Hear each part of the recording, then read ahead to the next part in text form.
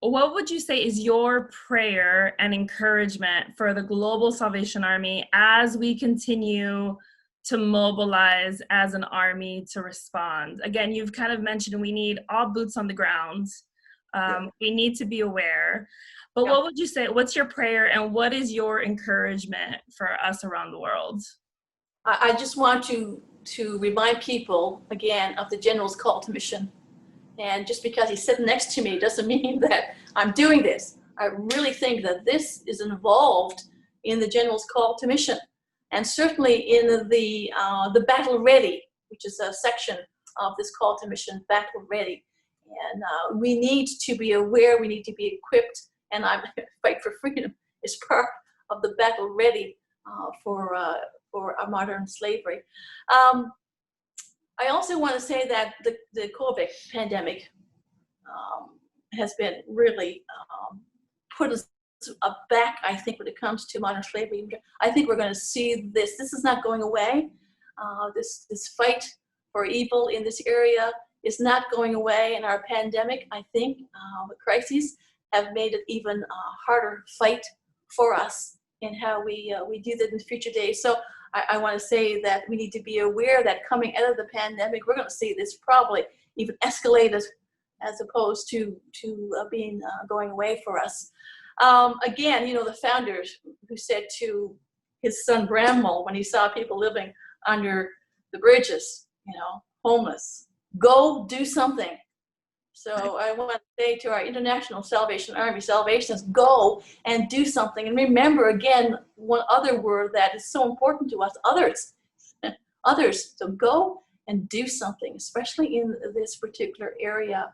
I want to call on Salvationists everywhere not to be ignorant or ignore, but to be informed about this global crime of human trafficking that robs people of their freedom and reduces human beings to mere property, to be exploited for greed. This is very heavy stuff, but we need to be aware of that. Do I have a prayer? It's from Amos 5:24. You know it, and I'm going to use the message, which says, do you know what I want? I want justice, oceans of it, oceans of it. I want fairness, rivers of it. That's what I want, and that's all I want. Great words from Amos, chapter 4, verses 24. Yeah, I think praying, participating, being active, and really up and doing even more so. We would say that responsibility rests with every follower of Christ.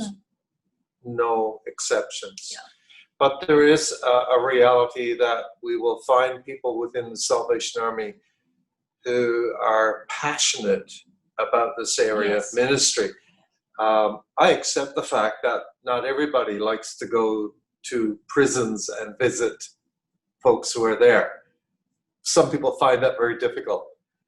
Others might find it difficult to go and be with children who've been abused or in very difficult circumstances. They would find it heart-wrenching and would not be able to do it well. Well, others are passionate about it.